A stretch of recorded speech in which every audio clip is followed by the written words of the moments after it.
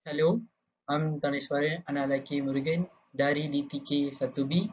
Kumpulan saya, kumpulan 5. Subjek MPU 21032 sesi 2, Peradaban dan Etika. Hari ini saya nak bentang tentang faktor penjajahan dan imperialisme mempengaruhi pembinaan etika dan peradaban di Malaysia. Seterusnya, overview yang saya nak bentang hari ini ialah pendahuluan dengan faktor-faktor mempengaruhi dengan last penutup. Okey, pendahuluan. Pendahuluan ni macam yang etika punya pendahuluan untuk imperialisme, penjajahan imperialisme dan mempengaruhi etika. Pertama ialah istilah peradaban dan berasal dari bahasa Arab digunakan bagi menjelaskan tentang ketamadunan. Seterusnya, etika adalah berkaitan dengan tindakan-tindakan yang dilakukan oleh seseorang individu, sama ada ianya adalah betul atau salah, buruk atau baik. Macam kita nak fikir dulu untuk buat satu-satu benda atau baik atau itu keburukan itu. Seterusnya, pembinaan bangsa Malaysia yang teguh dan bersatu padu memerlukan seluruh rakyat Malaysia mempunyai etika dan peradaban.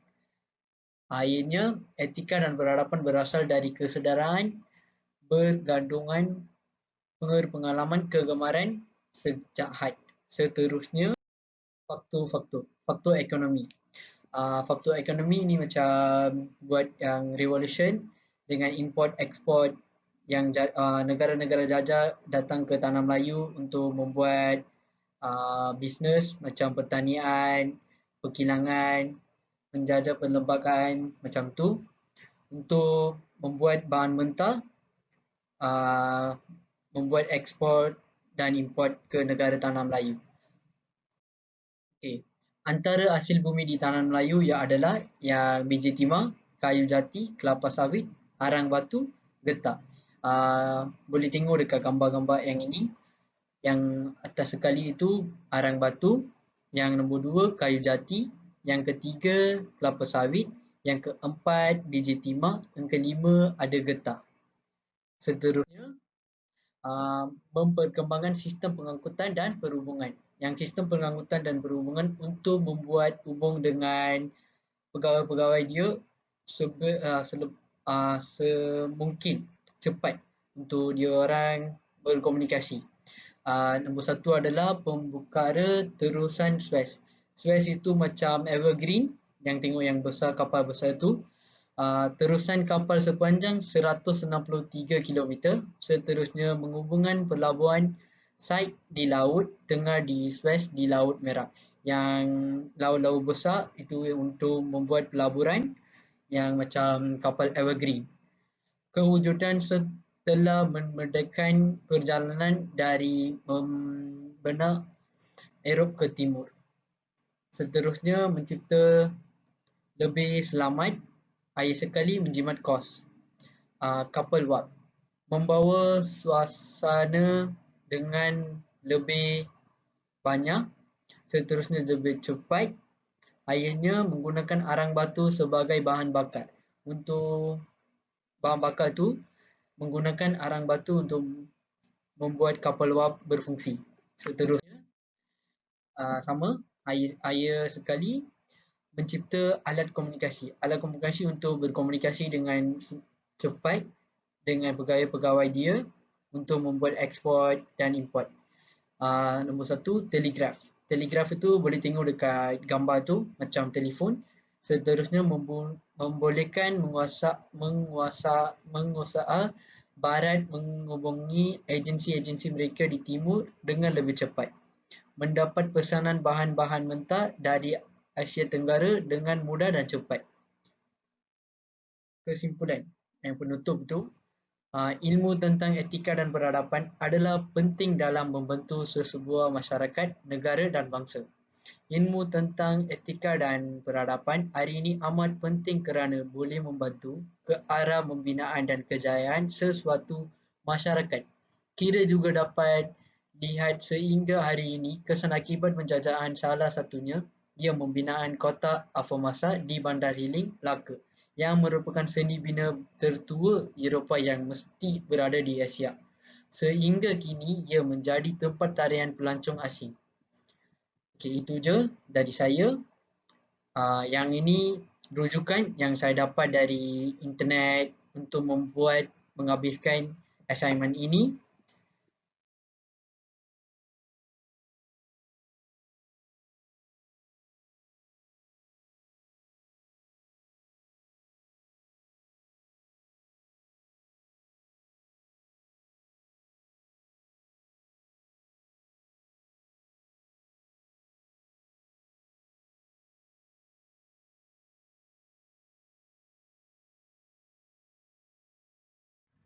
Pendahuluan. Tanah Melayu merupakan kawasan yang strategik yang berada di tengah-tengah jalan perdagangan antara timur dan barat.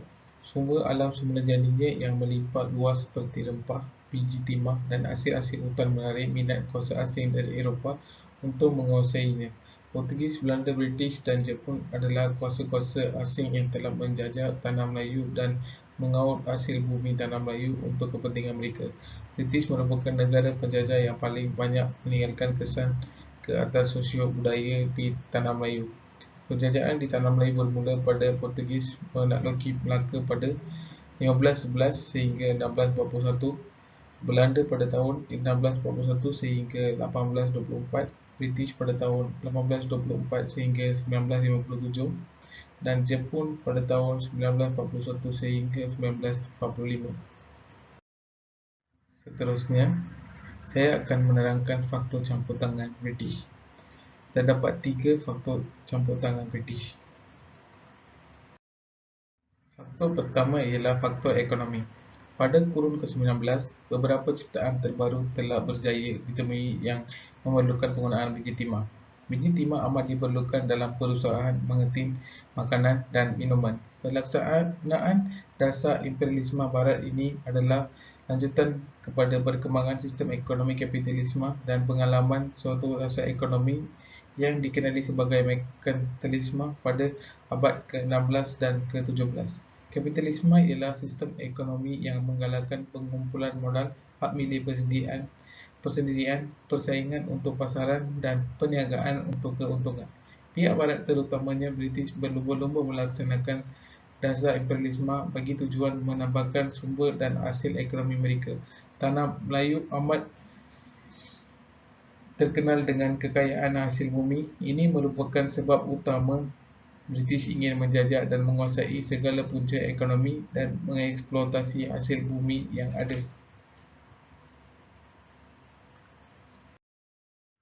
Faktor yang kedua ialah faktor politik. Dalam faktor politik terdapat 3 kandungan. Kandungan yang pertama ialah masalah yang berlaku di negeri-negeri Melayu. Perang saudara antara pembesar-pembesar Melayu dalam merebut takhta dan kawasan. Contohnya di Perak, British mengambil kesempatan ini akibat perebutan takhta kerajaan Perak dan perbalahan antara kumpulan kongsi gelap Cina. Yang kedua ialah perubahan politik dan dasar di Britain. Pihak Barat telah melaksanakan dasar kolonialisme dan imperialisme dalam usaha mengembangkan pengaruhnya ke seluruh pelosok dunia. Perkembangan dasar ini adalah hasil daripada perubahan sistem politik, pandangan hidup dan penciptaan teknologi baru.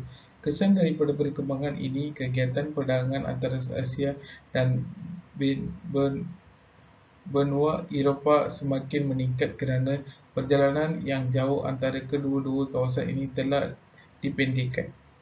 Peningkatan perdagangan ini dapat dilihat daripada pembukaan beberapa pelabuhan yang baru seperti Singapura yang telah menjadi pelabuhan antarabangsa selepas tahun 1870. Yang ketiga adalah faktor kebimbangan campur tangan kuasa-kuasa asing. Tanpa pengawal politik dan campur tangan dalam pentadbiran tempatan, kuasa-kuasa ini boleh masuk dengan mudah melalui persahabatan dan hubungan perekonomian dengan Raja-Raja Melayu. Justru itu, campur tangan dianggap jalan terbaik bagi British untuk mengelakkan fenomena ini. Faktor ketiga ialah penyebaran agama Kristian. Kuasa Barat juga mempunyai keyakinan yang sama dengan menggunakan ungkapan tugas untuk menyebarkan dan mengembangkan agama Kristian di Asia Tenggara, dan hasilnya ramai penduduk di tanah jajahan menganut agama ini. Kesimpulannya, zaman penjajahan kuasa asing di tanah Melayu khususnya British mendapat tentangan yang hebat daripada penduduk tempatan. Segala pembaruan yang dilakukan oleh British telah menimbulkan perasaan tidak puas hati di kalangan penduduk tempatan. Oleh yang demikian, ini menimbulkan satu kesedaran dan semangat nasionalisme di kalangan rakyat untuk membebaskan tanah Melayu dari cengkaman kuasa asing. Walau bagaimanapun, penentangan yang dilakukan oleh penduduk tempatan tidak dapat menandingi kekuatan pihak British. Tetapi, rakyat tempatan tidak berputus asa untuk menghalau British dengan pelbagai usaha, khususnya dalam meningkatkan kesedaraan dan semangat nasionalisme di kalangan penduduk tanah Melayu, sehingga akhirnya tanah Melayu mencapai kemerdekaan. Sekian, terima kasih. Assalamualaikum warahmatullahi wabarakatuh. Nama saya Muhammad Razin bin Muhammad Nagui. Nombor matrik saya 17DTK21F1072. Kelas MPU 21032 DTK2C sesi 2. Hari ini saya akan berkongsikan tentang faktor penjajahan dan imperialisme mempengaruhi pembinaan etika dan peradaban di Malaysia. Okey, pengenalan. Apakah yang dimaksudkan dengan penjajahan? Penjajahan adalah penjajahan berlaku apabila sebuah negara menguasai negara lain atau bangsa lain, yang biasanya berlaku dengan cara agresif atau ketenteraan, atau lebih dikenali dengan peperangan. Okey. Manakala yang dimaksudkan dengan penjajahan dan imperialisme pula menjajah negara lain dengan cara menguasai politik sesebuah negara. Manakala imperialisme menjajah negara lain dengan menguasai politik atau ekonomi sesebuah negara secara langsung atau tidak langsung. Okey, pendahuluan. Pada tahun 1551, Portugis berjaya menawan Kota Melaka dan menghancurkan Kepulauan Melayu, dan diikuti oleh Belanda pada tahun 1559. Manakala Inggeris dan Jepun berminat dengan kekayaan bahan mentah yang berada di tanah Melayu untuk kegunaan negara masing-masing. Dari sini kita dapat bezakan antara penjajahan dan imperialisme. Penjajahan dan imperialisme dapat kita tengok daripada Inggeris dan Jepun datang ke Malaysia ni untuk mendapatkan bahan mentah untuk negara mereka sendiri. Manakala Portugis dan juga Belanda dia untuk menghancurkan, untuk menjajah kita je. Antara faktor-faktor imperialisme barat ke Asia Tenggara adalah kerana ekonomi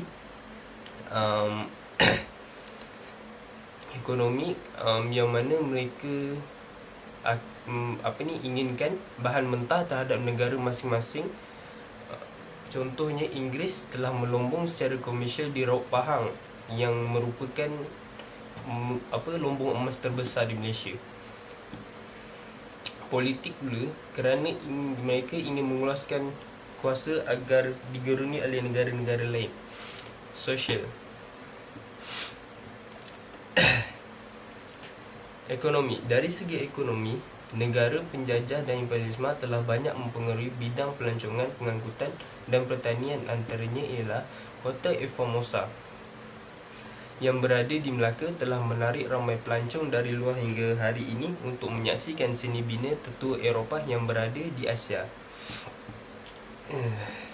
Selain itu, kenderaan bermotor telah diciptakan untuk memudahkan para penjajah untuk mereka bawa bahan mentah seperti getah dan juga biji timah ke pangkalan sungai. Di samping itu, pengiktirafan bidang pertanian sebagai kegiatan umum. Pada zaman ni, penduduk tempatan digalakkan untuk menanam makanan sendiri seperti sayur, buah dan juga ubi kayu. Ketika Jepun datang menjajah Malaysia. Dari segi sosial pula, negara penjajah dan imperialisme telah mempengaruhi tanah Melayu dari segi masyarakat, bahasa dan sistem pendidikan. Antaranya ialah wujudnya kaum Mauritius dan Serani daripada perkahwinan orang Portugis dengan penduduk tempatan. Selain itu, masyarakat Melayu telah diperkenalkan dengan tulisan rasmi yang menggantikan tulisan Jawi. Tulisan rasmi itu macam tulisan kita sekarang. Sedangkan sebelum kita pakai tulisan kita tu, kita gunakan tulisan Jawi. Dan selepas kedatangan orang Inggeris, mereka mengajarkan kita untuk menggunakan tulisan rasmi. Seterusnya, sekolah-sekolah vernakular Melayu dan Inggeris juga diperkenalkan. Antara sekolah vernakular Melayu dan Inggeris juga bila diperkenalkan, mereka juga mengadakan sekolah Cina, sekolah Tamil dan juga sekolah kebangsaan. Dari segi politik, negara penjajah dan imperialisme telah membawa perubahan dalam struktur politik dari feudalisme kepada sistem demokrasi yang masih digunakan sehingga hari ini. Okey, apa itu yang dimaksudkan dengan feudalisme? Feudalisme ni adalah mereka raja dan sultan mempunyai kuasa mutlak. Manakala sistem demokrasi ialah suatu bentuk pemerintahan dengan kuasa mengubah undang-undang dan struktur kerajaan ditentukan oleh rakyat itu sendiri. Dalam sistem demokrasi, undang-undang digubal sama ada oleh rakyat atau wakil yang dipilih oleh rakyat. Okay, penutup. Negara penjajah dan imperialisme seperti British, Portugis dan Jepun telah banyak mempengaruhi etika dan peradaban di negara Malaysia dari pelbagai aspek iaitu ekonomi, politik dan sosial. Pengaruh ini telah membawa manfaat yang besar kepada negara kita. Jadi, peninggalan idea dan perubahan negara barat dalam ekonomi, sosial dan politik harus diambil sebagai teladan pada masa hadapan agar Malaysia dapat bersaing dengan negara-negara maju seperti Amerika Syarikat, Jepun, Rusia dan lain-lain. Sekian daripada saya, Muhammad Razin. Okey. Selamat sejahtera saya ingin ucapkan kepada pensyarah subjek MPU 21032, Cik Nurwati dan rakan-rakan sebelah saya. Hari ini saya akan menerangkan tentang faktor pencegahan dan imperialisme mempengaruhi pembinaan etika dan peradaban di Malaysia. Sebelum itu, nama saya Tio Mulga, nanti kalau sudah banyak. Nombor matrik 17 TTK 21 S1067 bersama dengan kumpulan ahli-ahli kumpulan nombor 5. Okay. So, jadi kalau korang tengok video ni, saya akan bentangkan pada akhir video ini sebab saya telah menilai untuk membentangkan tentang perubahan dari segi budaya. Rakan-rakan saya, ahli-ahli kumpulan saya ataupun rakan-rakan saya telah membuat video pembentangan dari apa itu imperialisme sampailah ke faktor-faktor yang mempengaruhi. Okey, bagi slide saya pula, saya akan cakap tentang perubahan dari segi budaya. Okey, perubahan dari segi budaya. Okey, apa itu? Masyarakat Barat dan Timur mempunyai budaya yang berbeza. Masyarakat Barat menganggap budaya masyarakat Timur sebagai mundur dan tidak setanding dengan budaya mereka. Maksudnya mereka mentitik beratkan masyarakat Timur. Okay. Kesan penjajahan ini tahap pendidikan yang diterima dan pendedahan masyarakat Timur kepada nilai Barat. Masyarakat Timur telah terpengaruh dengan kehidupan Barat. Okey, maksudnya dari macam mana dia orang terpengaruh dari kehidupan Barat? Ianya bermula dengan contoh perlakuan yang dilakukan oleh masyarakat Barat. Contohnya minum arak, contohnya bercium ataupun berpelukan dan memberi pandangan yang negatif kepada masyarakat Timur. Okay. So masyarakat Timur pula dia mengikut cara-cara mereka, dia terpengaruh dengan kebudayaan masyarakat Barat. Okay.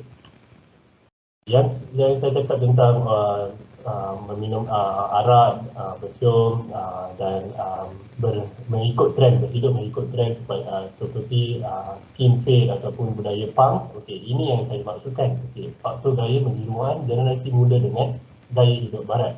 Okey.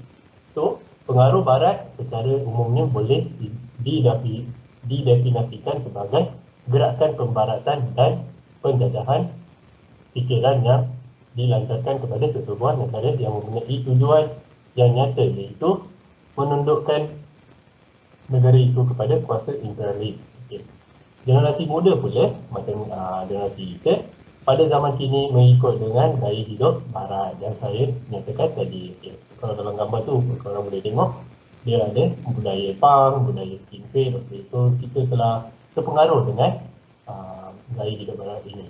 Okey, macam mana nak mengatasi, macam mana nak keluar dari gaya hidup barat ini? Kita boleh ikut sebenarnya gaya hidup barat, tetapi kita ikut yang mana positif. Kita jangan ikut yang negatif. Okey, macam mana pula kalau kita dah terpengaruh dengan gaya hidup barat negatif, yang contohnya yang dalam gambar dan yang saya letakkan dalam slide tersebut.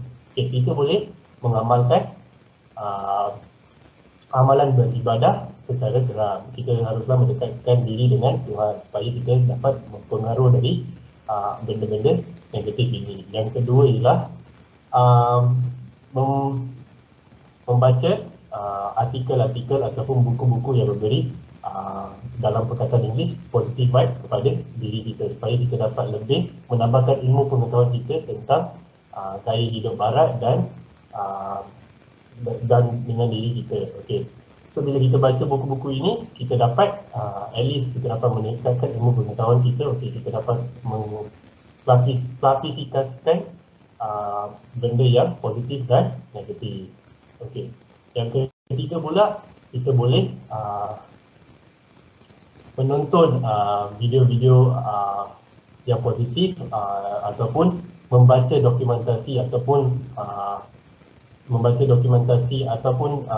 di dalam TV pun ada dokumentasi tentang faktor gaya ini. Okay, so dia akan dalam sesebuah rancangan tu, kalau dia ada dokumentasi, dia akan memberi impak. Okay, next, krisis identiti kebudayaan nasional. Okay, krisis identiti kebudayaan nasional ni. Okay. A. Samad. Okay. A. Samad ni siapa? Okay. Dia merupakan sesebuah penulis karya novel. Okay. Dia apa yang dikatakan pasal krisis identiti kebudayaan nasional kita ni? Okay. Dia mengatakan bahawa budaya kebangsaan masih dalam proses pertumbuhan untuk mencari identiti kebangsaan. Ancaman budaya luar seperti hot metal rock, rock and roll mengancam budaya Melayu. Okay. Dia yang memberi pandangan beliau pada perkara krisis identiti kebudayaan nasional ini.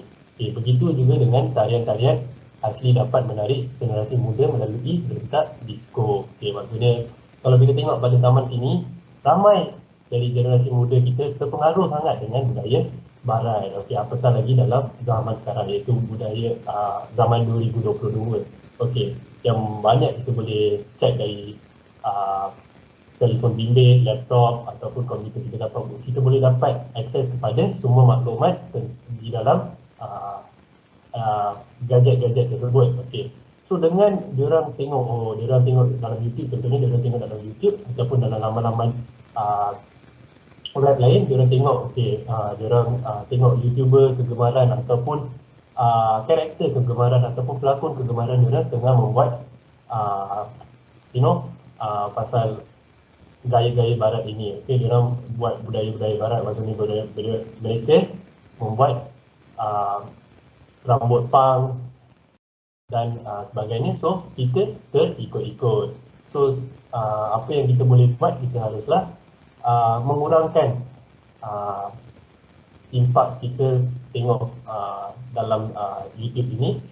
Kita haruslah mengikut benda yang diorang bagi positif, yang benda yang negatif kita janganlah ikut. Krisis identiti yang sebenar. Okay, dapat dilihat melalui kehidupan masa kini. Okay, yang macam saya cakap tadi lah, golongan yang bekerja di pejabat akan memakai pakaian ala barat, seperti golongan wanita yang sanggup menunjukkan sebahagian tubuh walaupun bertentangan dengan etika masyarakat Melayu dan Islam. Setengah orang gemar memakai seluar jin yang meruntuhkan identiti bangsa Melayu. Okay, yang ketiga lah, mereka yang berpendidikan moden mempengaruhi dengan kehidupan barat. Okay. Sebenarnya kalau kita tengok dalam suasana office, kita boleh tengok segelintir wanita yang bekerja dalam office tersebut akan memakai meredakan sebahagian tubuh walaupun bertentangan dengan etika masyarakat Melayu dan Islam. Okay.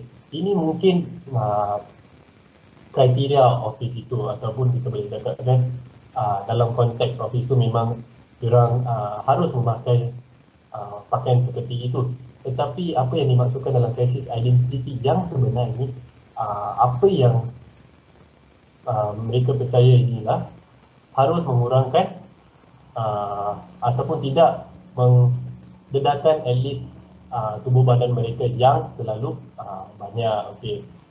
So kalau kita boleh tengok dalam gambar ni, so kalau macam gambar yang nombor pertama tu boleh, gambar nombor 2 tu boleh, dan kita kalau tengok dalam gambar yang wanita tu yang memakai hijab, itu pun boleh. Okay.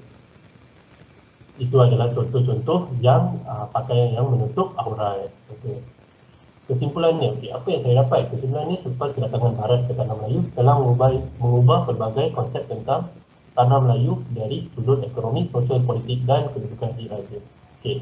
Saya telah menekankan tentang pengaruh sosial, maksudnya dalam faktor sosial. Okay. So, sosial, ekonomi dan politik pula, korang mesti dah tahu sebab korang telah menonton video yang dari mula, iaitu rakan-rakan saya ataupun ahli-ahli kumpulan saya telah menerangkan tentang faktor sudut ekonomi, politik dan kedudukan diraja. Okay. Dengan itu, saya menghabiskan pembentangan saya di slide ini. Terima kasih.